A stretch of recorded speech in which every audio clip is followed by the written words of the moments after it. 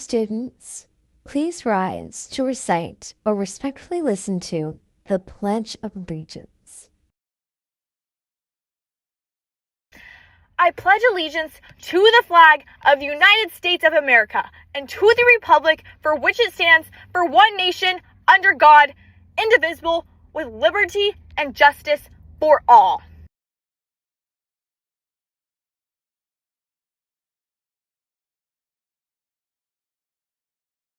I am just so honored to be part of such a wonderful country, aren't you?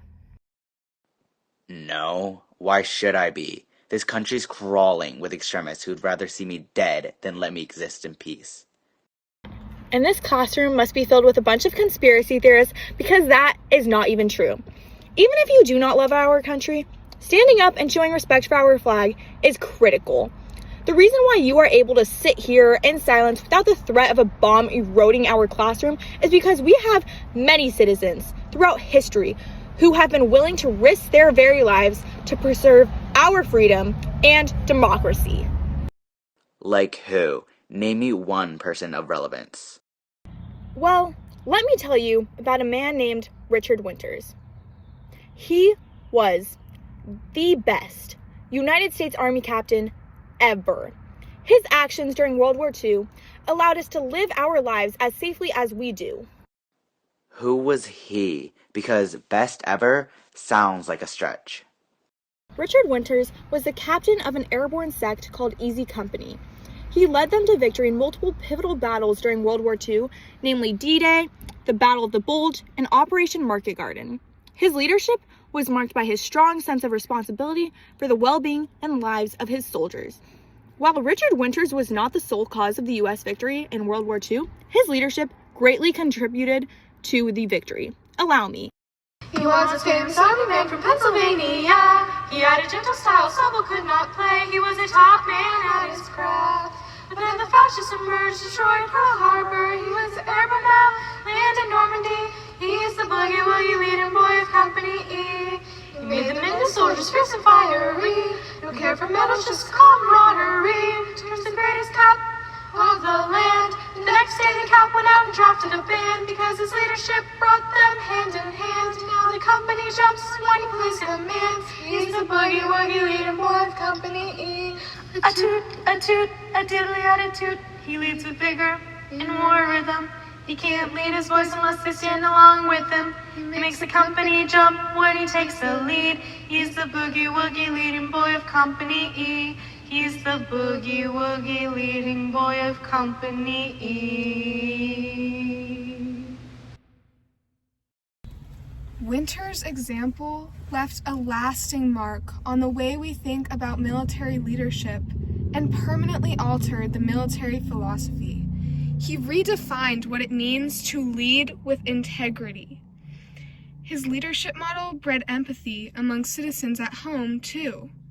By highlighting the sacrifices of Easy Company, he opened civilians' eyes to the human cost of war and helped them to realize the value of military service. Okay, but what if Winters had led with arrogance instead of compassion? He would need a little bit of confidence and some attitude to be a strong leader. Winters' example tells us that dictatorial leadership is not always the answer. If he hadn't learned to understand his men would not have understood him, and they would not have trusted him. His unconventional leadership of being gentle likely saved thousands of lives. The world, and especially America, might have been forced into a darker, more totalitarian future.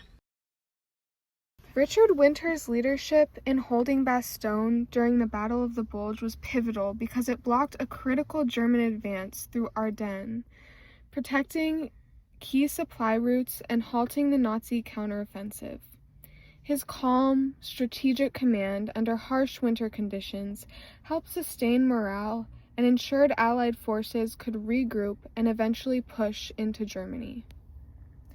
By preventing the German breakout at Bastogne, Winters and his men helped break the back of the last major Nazi offensive, allowing the Allies to regain momentum, advance into Germany, and ultimately force Germany's surrender, securing victory for the U.S. and its allies.